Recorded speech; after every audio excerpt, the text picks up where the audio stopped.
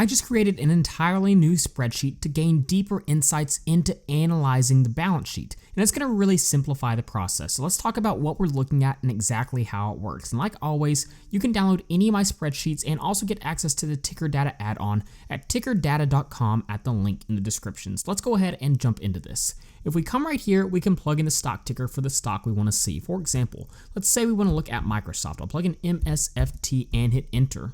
And you can see all this data is going to automatically start loading in for us. Now let's talk about exactly what we're looking at and what the balance sheet is and how it works. Now to start out, if we come over here, we can see we have the company's total assets listed and we have the company's total debt listed. Now what we can easily do based off this information is find out what their debt to assets ratio is. So debt to assets ratio is basically taking the total debt and dividing by total assets. And so if we look right here, we can see in the case of Microsoft, in 2023, their debt to assets ratio was sitting at 14.56%. That's a very healthy ratio. And one of the things I wanted to see when I was creating this spreadsheet is how has their debt to assets ratio changed over time. And we can see this charted out right here for Microsoft. So it looks like from 2014 to around 2017, this was climbing higher and higher, but over the past 5, 6, or 7 years, this has been declining year over year, which is a good sign. A low total debt to total assets ratio and a declining total debt to total assets ratio is typically a pretty good sign for the company. Now, if we come up here, we can see the company's total current assets versus their total current liabilities. Now, what is a current asset? Well, a current asset is the resources that a business owns and expects to use or sell within a year. So basically, this is any resource a company could use or turn into cash or sell within a 1-year time period. So this is not quite as liquid as basically cash or cash equivalents, but it could become cash or cash equivalents within a 1-year time period. And then we have total current liabilities, which is pretty much the opposite of total current assets. Then a company might have a hard time managing their short-term financial obligations.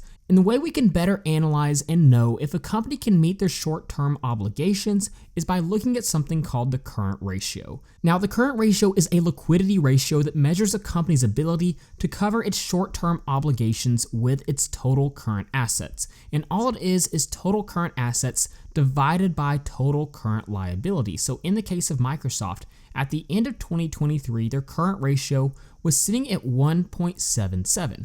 What does this tell us? Well, it means that their total current assets is 1.77 times higher than their total current liabilities. So that means they can easily meet their current short-term obligations with their total current assets. Now, the reason we use ratios like debt to assets ratio and current ratio is because it gives us a lot of perspective as to how much total assets a company has versus how much they have in total debt. And again, if we look at Microsoft, at first glance, when we look at their total debt, sitting at about $60 billion as of 2023, you would immediately think, wow, that seems like a lot of debt. But when we put into perspective how much they have in total assets, the total debt really isn't that much. And that's why ratios are so important, because in this instance, we can see their debt to assets ratio is only sitting at 14.56%. The same is true with total current liabilities. If we see a company has over 104 billion in total current liabilities, you might be a little frightened, but if you see they have over 184 billion in total current assets, you know that this is nothing to worry about. And so something I added onto this sheet is current ratio over time. I want to see trends in the current ratio over time. And we can see in 2018, Microsoft had a current ratio of 2.9, so that's a very, very healthy current ratio. Now, over the past few years, this has been declining, which at times can be a bad sign, but in the case of Microsoft, they're still sitting in a very healthy position. So I don't think it's personally anything to worry about. Now, let's go ahead and look at a different company and see if we can gain different insights. For example, let's look at AT&T stock ticker T. I'll go ahead and hit enter. Now let's go ahead and talk about some of these key metrics we've already touched on. Now the first thing we'll notice is the debt to assets ratio is actually quite a bit higher for AT&T, sitting at about 38.05%. So not necessarily in a terrible spot, but it is quite a bit higher than it is for Microsoft. Now here's where I would have quite a big concern for AT&T. Look at their total current assets, sitting at $36 billion, with their total current liabilities sitting at $51 billion. This gives them a current ratio of below 1. That is not a good sign. Current ratio sitting at 0.71. So it means the company might have a hard time meeting their short-term debt obligations. So it means the company might have a hard time meeting their short-term obligations with their total current assets. And that is not a good sign. Now let's go ahead and switch this back over to Microsoft and touch on these other key metrics I've built out. If we come over here, let's go ahead and touch on these other metrics. First, we have a chart showing the company's cash per share. Now, this is basically just a way to see on a per share basis how much cash is the company sitting on. And basically, we can see trends over the past decade with this chart. Now, if you see a huge spike up or a huge spike down on this chart, you still need a little more context as to why that may be, but it'll give you an idea of what the company is doing with their cash position. Is it growing? Is it decreasing? And then you want to do a little more investigation into why that is, depending on what's happening. But now if we come up here, you can see we have return on tangible assets and return on equity. These are both essentially profitability metrics.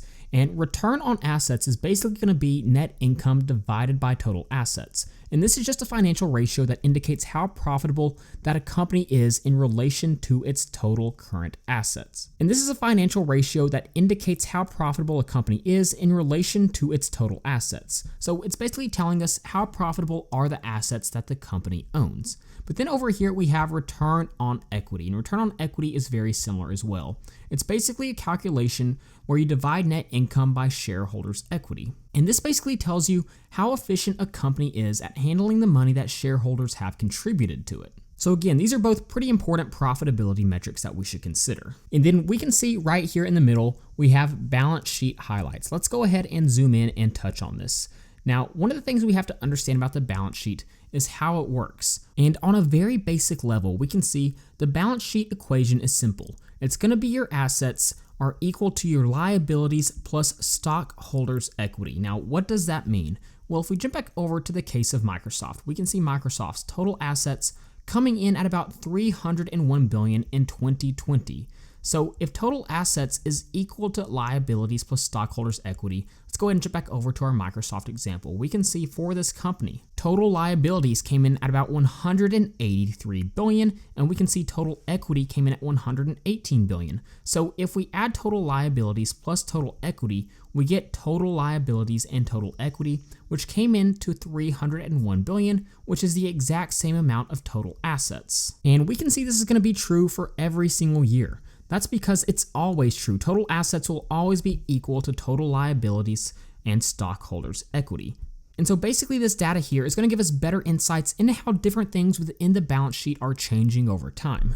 So in the case of Microsoft, some of the things we may notice is we're seeing increases in cash and cash equivalents, total current assets, and also total non-current assets. But if we come down here, we can also see long-term debt for this company is decreasing, and so is total debt as well. We can also see total liabilities is slightly increasing year over year, but total equity is actually increasing at a rate quite a bit higher than total liabilities, which I think is a good thing. Something else we need to understand about the balance sheet is it's ordered based off what's most liquid to what is least liquid. Now, what in the world does that mean? Well, basically, you can see right here, we have cash and cash equivalents. This is the most liquid asset that a company can have because they can immediately use that cash. Then we have total current assets. This is something that become liquid within a 1-year time period. So it can become cash or cash equivalents pretty quick. But then we have total non-current assets. This is something that would take over 1 year to become liquid, meaning it would take over 1 year to become cash and cash equivalents. So again, it's ordered from most liquid to least liquid. So you can see it goes from cash and cash equivalents to total current assets to total non-current assets, but then it's added all together into total assets. The same is true with liabilities. We have total current liabilities to total non-current liabilities. We also have long-term debt listed here, which is something I wanted to include. And then we have our total debt. Then we have our total liabilities, total equity to total liabilities, and total equity. So again, I put this data here to make it pretty easy to see trends in these different items over time. And then of course, if we zoom out and scroll down just a little bit, we can see basically our data table that all of this is being pulled from. And again, this is all pulled in using the ticker data function. But if you want to dig into the actual raw data a little bit more, all you have to do is scroll down and look at these metrics here. But if we scroll back up, you can see we have now touched on everything on our balance sheet breakdown spreadsheet. I'm really excited to start using this spreadsheet quite a bit more and gain deeper insights into different companies' balance sheets and the health of their balance sheet. This is going to definitely help automate my analysis of different companies quite a bit more. So like always, if you'd like to be able to download this spreadsheet or get access to any of my other spreadsheets and also access to the ticker data add-on in Google Sheets that allows you to automatically import stock financials straight into your spreadsheet, then you can head over to tickerdata.com at the link in the description. So with all that being said, thank you guys so much for watching, and please don't forget to like and subscribe to the channel.